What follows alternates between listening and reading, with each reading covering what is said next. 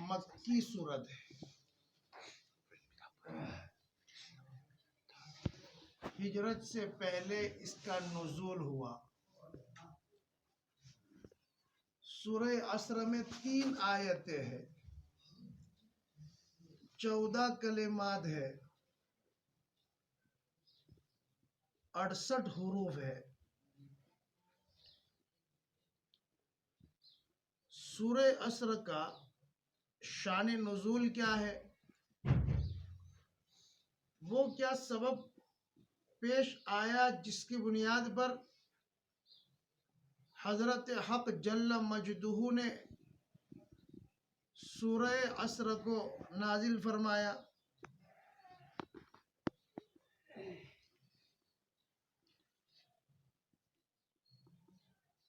ابو الاسودین نام کا ایک شخص تھا مکہ المکرمہ میں، کافر تھا۔ زمانے جاہلیت میں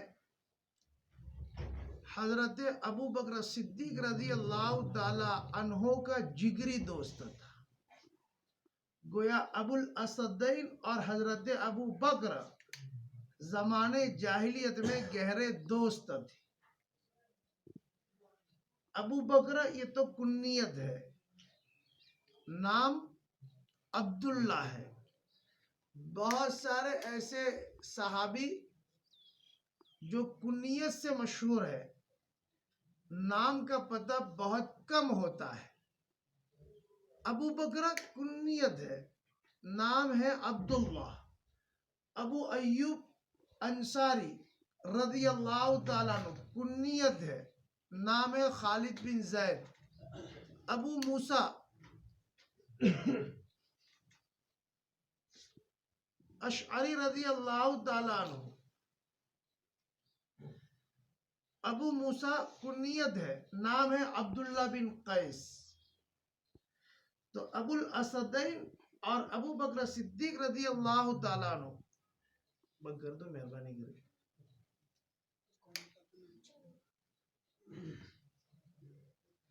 ابو الاسودین اور ابو بکر صدیق رضی اللہ تعالیٰ عنہ دونوں جگری دوست تھے زمانے جاہلیت میں۔ حضرت ابو بکر صدیق رضی اللہ تعالیٰ عنہ دائرہ اسلام میں داخل ہو گئے اور ابو الاسودین دائرہ اسلام میں داخل نہیں ہوا۔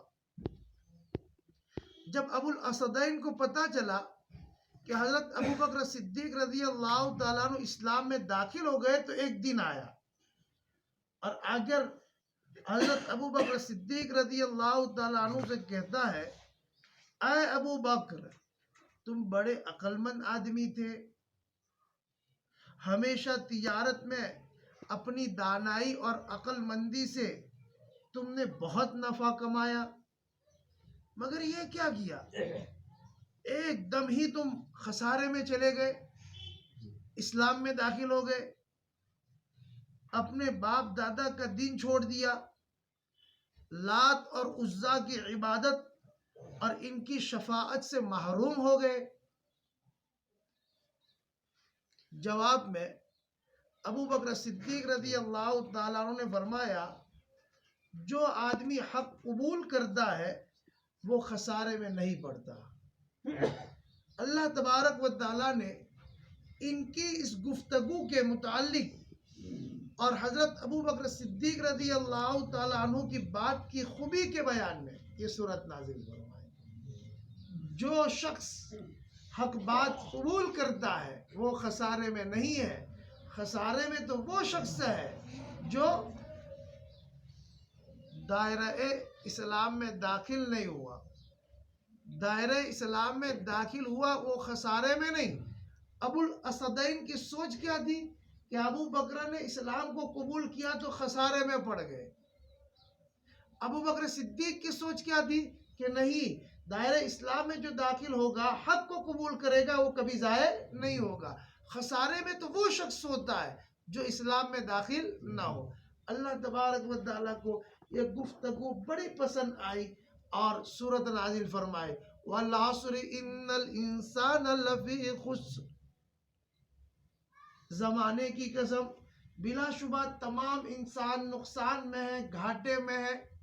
الا الذین آمنوا وعملوا الصالحات وتواصوا بالحق وتواصوا بالصبر. البتہ دائرہ ایمان میں داخل ہو گیا، اعمال صالحہ کیے، حق کی وصیت کی اور صبر کیا، وہ خسارے میں نہیں ہے، وہ گھاٹے میں نہیں ہے، وہ کامیاب ہے. ابو بکر صدیق رضی اللہ تعالیٰ عنہ کی گفتگو کا جو حاصل تھا اس صورت میں بیان کیا کہ جو آدمی حق کو قبول کرتا ہے وہ خسارے اور گھاٹے میں نہیں ہے، وہ شخص گھاٹے میں ہے جو حق کو قبول نہیں کرتا. اس سورت کا نام سورہ عصر ہے. اس سورت کو سورہ عصر کیوں کہا جاتا ہے؟ اس کے مختلف جوابات دیے جاتے ہیں. ایک جواب تو یہ ہے کہ سورت کے شروع میں اللہ تبارک و تعالیٰ نے عصر کی قسم کھائی، اس لیے اس سورت کا نام سورہ عصر رکھا گیا. عصر کا کیا معنی؟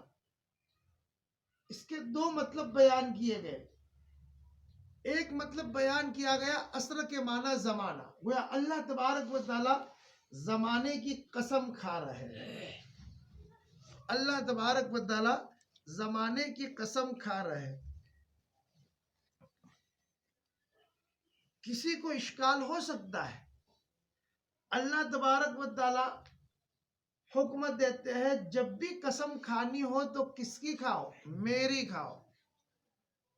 میری ذات کے علاوہ اگر کسی اور کی قسم کھائی تو یہ حرام ہے، ناجائز ہے.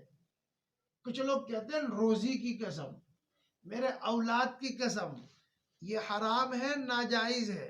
اگر قسم کھانی ہے اللہ تبارک و تعالیٰ کی کھائیں گے یا اللہ تبارک و تعالیٰ کے صفات کی کھائیں گے، اس کے علاوہ قسم کھانا جائز نہیں ہے. اللہ تبارک و تعالیٰ نے ایک طرف تو یہ اصول بیان کیا اور خود یہاں والعصر زمانے کی قسم، اللہ تبارک و تعالیٰ خود قسم کھا رہا ہے زمانے کی. امت کو تو حکم دے رہا ہے میری قسم کھاؤ، مخلوق کی قسم نہ کھاؤ، اور اللہ تبارک و تعالیٰ مخلوق کی قسم کھا رہے ہیں. اس کے کئی جوابات دیے گئے ہیں.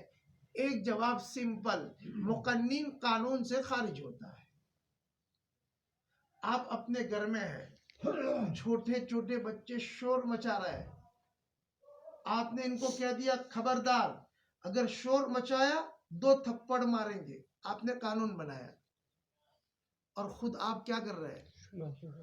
بات کر رہے ہیں. تو آپ شور نہیں کر رہے تو آپ کو 2 تماچے نہ پڑنے چاہیے.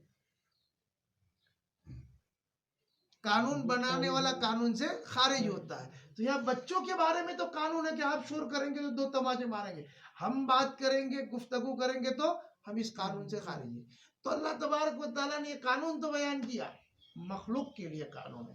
اللہ تبارک و تعالیٰ اپنی ذات کے لیے قانون نہیں ہے، مقنن قانون سے باہر ہو. دوسرا جواب، اللہ تبارک و تعالیٰ نے مخلوق سے کہا کہ میری قسم کھاؤ، اس لیے کہ میری ذات بڑی ہے. اس سے پتہ چلا بڑے کی قسم کھانی چاہیے، اور اللہ تبارک و تعالیٰ سب سے بڑے ہیں، ان سے تو کوئی بڑا ہے نہیں کہ قسم کھائے.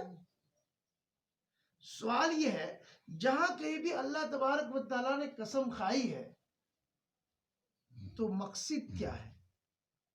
اس کا جواب یہ ہے قسم کھانے کے بعد جو مضمون آتا ہے اس مضمون کی اہمیت کو بیان کرنا ہے. قرآن میں کئی جگہ پر والذاریات ذروا قسم ہے، والعادیات ضبحا قسم ہے، والشمس وضحاہا قسم ہے. اسی طرح والضحا واللیل اذا سجا قسم ہے، والعصر یہ بھی قسم ہے. آگے جو مضمون بیان کرنا ہے اس مضمون کی اہمیت کو بیان کرنے کے لیے اللہ تبارک و تعالیٰ نے زمانے کی قسم کھائی. تو ایک معنی عصر کا زمانہ، زمانے کی قسم، زمانے کی قسم، اس لیے کہ زمانہ ابتدا سے ہے، قیامت تک زمانہ رہے گا. زمانے میں آنے والے انسان ہمیشہ نہیں رہیں گے. ہم سب ابھی ہے، 50-100 سال کے بعد ایک بھی نہیں ہوگا، نئی پیٹی آئے گی، نئی نسل آئے گی، وہ بھی 50-100 سال تک رہے گی نہیں. تو انسان تو بدلتے رہیں گے، مکین تو بدلتے رہیں گے، زمانہ اپنی جگہ پر باقی رہے گا. اللہ تبارک و تعالی زمانے کی قسم کھا کر بتا دیا کہ دیکھو جو ایمان لائے گا وہ دنیا اور آخرت کے اعتبار سے کامیاب ہے، اور جو ایمان نہیں لائے گا دنیا اور آخرت کے اعتبار سے ناکام ہے. زمانے سے پوچھو. کس سے پوچھو؟ زمانے سے. قوم نوح نے ہمارے وقت کے نبی کو جھٹلایا، ہم نے ان کو ملیا میٹ کر دیا، نیست و نابود کر دیا. زمانے سے پوچھو. اور نوح علیہ السلام پر جنہوں نے اسلام کو قبول کیا اور ان کی بات کو مانا، زمانے سے پوچھو وہ کامیاب ہوئے. والعصر، زمانے کی قسم. ارے لوط علیہ السلام پر جو ایمان لائے اللہ تبارک و تعالیٰ نے کامیاب کیا، زمانے سے پوچھو. ان کی مخالفت کی، اللہ تبارک و تعالیٰ نے ان کو نیست نابود کیا، زمانے سے پوچھو. حضرت موسیٰ علیہ السلام کی قوم میں سے کچھ لوگوں نے موسیٰ علیہ السلام پر ایمان لائے اور کچھ لوگوں نے مخالفت کی. جنہوں نے ایمان کو قبول کیا کامیاب کیا، زمانے کو پوچھو. جنہوں نے مخالفت کی ان کو ڈبو دیا، غرق کر دیا، زمانے سے پوچھو. زمانہ گواہ ہے، زمانہ گواہ ہے. ان الانسان لفی خسر، تمام انسان گھاٹے میں ہے، تمام انسان گھاٹے میں ہے. ہاں وہ انسان کامیاب ہے جو ایمان کو قبول کرے، اعمال صالحہ کو کرے، اور اسی طرح حق کی وصیت کرے، اور حق کی وصیت کرنے میں جو کشٹ اور جو مصیبت اس پر صبر کرے. تو ایک معنی عصر کا تو کیا تھا؟ زمانہ. اور دوسرا معنی عصر کا نماز عصر کا وقت ہے. نماز عصر کا وقت ہے. عامتاً آدمی صبح سے شام تک کام کرتا ہے اور عصر کی نماز کو ضائع کرتا ہے. قرآن میں بھی حافظوا علی الصلوات والصلاۃ الوسطی، تمام نمازوں کی حفاظت کرو اور درمیانی نماز کی حفاظت کرو. پارہ نمبر 2 سورہ بقرہ. حافظوا علی الصلوات، تمام نمازوں کی محافظت کرو. پھر الگ سے کیا کہا؟ والصلاۃ الوسطی، درمیانی نماز. اکثر مفسرین کہتے ہیں کہ یہاں صلاۃ وسطی سے مراد عصر کی نماز. عامتاً صبح سے شام تک کام کرتے آدمی تھک جاتا ہے، عصر کی نماز کو چھوڑ بیٹھتا ہے. چونکہ مخاطب کون تھے؟ اہل عرب. اور وہاں ظہر کی نماز بہت جلدی ہوتی ہے، ظہر کی نماز بہت جلدی، عصر کی نماز بھی بہت جلدی. ہمارے یہاں ظہر اور عصر کے درمیان جتنا فاصلہ ہے وہاں عصر اور مغرب کے درمیان فاصلہ، اس لیے کہ ظہر اول وقت میں، عصر مثل اول پہ. جب عصر مثل اول پہ ہو گئی تو اس کے بعد مغرب غروب شمس تک ایک لمبا وقت ہوتا ہے.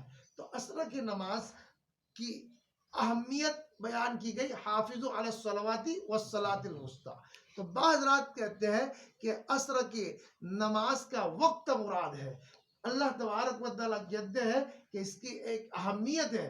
آدمی نماز کی پابندی کرے گا خصوصاً مشغولی کے وقت میں تو اس کا اجر بڑھا دیا جاتا ہے. اس لیے اللہ کے رسول نے فرمایا کہ جس نے عصر کی نماز کو چھوڑا فَكَأَنَّمَا وُتِرَ أَهْلُهُ وَمَالُهُ، ایسا ہے گویا اس کا مال برباد ہو گیا اور اس کے اہل اور گھر والے سب برباد ہو گئے. تو بعض حضرات کہتے ہیں کہ یہ عصر کے وقت کی قسم اللہ تبارک و تعالیٰ کھا رہا ہے اور اس سے عصر کے نماز کی اہمیت کو بتا رہا ہے کہ جس طرح آدمی کی شام ہوتی ہے، جس طرح دنیا میں شام ہوتی ہے اور آدمی کوشش کرتا ہے حساب کتاب کا، تو آپ کے زندگی کی بھی ایک شام ہوگی. ابھی تو صبح مطلب زندہ ہو، ایک شام ہوگی، موت آئے گی.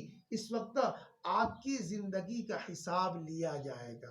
آپ نے دنیا میں کیا کیا ہے سب کچھ ریکارڈ ہے اللہ تبارک و تعالیٰ کے پاس. 2 CCTV کیمرے لگائے، کرامن کاتبین، ہمیں نظر نہیں آتے.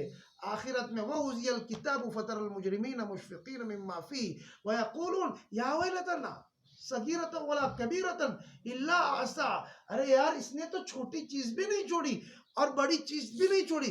میں اجنبی عورت کی طرف اس طریقے پر دیکھا تھا, پوری نظر بھی نہیں گھمائی, اس نے تو لکھ دیا ہے. یعلم خائنۃ الاعین وما تخفی الصدور, 24ویں پارے میں. ارے تم یہ سمجھتے ہو کہ میرا باپ مجھے نہیں دیکھتا, میرا بھائی مجھے نہیں دیکھتا, میرا بیٹا مجھے نہیں دیکھتا. ارے یعلم خائنۃ الاعین, تمہارے آنکھوں کی خیانت کو پیدا کرنے والا دیکھ رہا ہے, پروردگار دیکھ رہا ہے. والعصر, عصر کے وقت کی قسم, ان الانسان لفی خسر, دنیا کے تمام انسان گھاٹے میں. ہاں جن میں 4 خوبیاں ہو وہ گھاٹے میں نہیں, وہ کامیاب ہے. فلاح و بہبودی اس کے قدم چومے گی. اور وہ 4 چیزیں کیا؟ نمبر 1 ایمان, لا الہ الا اللہ محمد رسول اللہ, اشہد ان لا الہ الا اللہ واشہد ان محمد عبدہ ورسولہ. کلمہ پڑھ لینا کافی نہیں, کلمہ کے تقاضوں کو پورا کرنا بھی ضروری ہے. جب ہم نے کلمہ پڑھ لیا ہم شریعت کے دائرے میں آ چکے, شریعت کی غلامی قبول کر لی. اب شریعت کا جو حکم ہوگا اسی حکم پر عمل کرنا ضروری ہوگا. یا ایھا الذین آمنوا ادخلوا فی السلم کافہ, پورے کے پورے داخل ہو جاؤ اسلام میں, پورے کے پورے. علامہ اقبال کا ایک شعر ہے,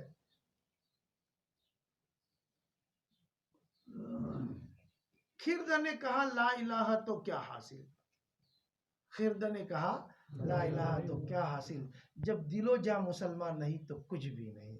زبان سے اگر کلمہ پڑھ لیا تو کیا حاصل, جب تمہارا دل, تمہارا قلب اس کلمہ کو قبول نہ کر.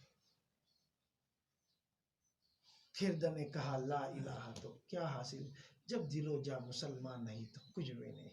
صحابہ کرام اور ہمارے درمیان یہی تو فرق ہے, انہوں نے بھی تو کلمہ پڑھا, ہم نے بھی تو کلمہ پڑھا.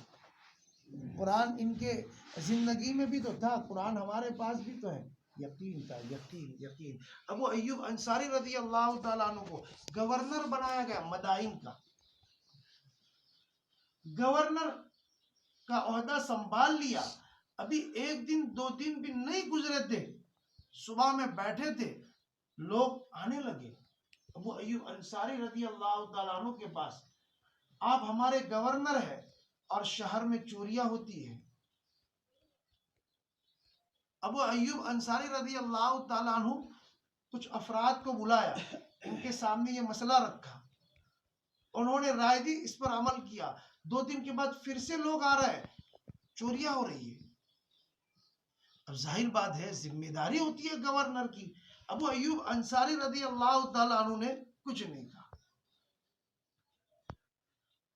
کچھ ساتھیوں کو بلایا کہ میں آپ کو پرچی دیتا ہوں, شہر کے ارد گرد جو دروازے ہیں وہاں لگا دو, باہر کی جانب. اب وہ پرچیاں لگا دی گئی باہر کی جانب. صبح میں ایک بھی شکایت نہیں آئی, دوسرے دن بھی ایک بھی شکایت نہیں آئی. تیسرے دن جو چوری کرنے والے تھے ابو ایوب انصاری رضی اللہ تعالیٰ عنہ کے خدمت میں حاضر ہوئے. ابو ایوب انصاری سے کہا کہ حضرت ہم توبہ کرتے ہیں, چور ہم ہی تھے. ابو ایوب انصاری رضی اللہ تعالیٰ عنہ حیرت میں پڑ گئے کہ آپ, کہ حضرت آج رات کو بھی چوری کرنے کا ارادہ کیا تھا.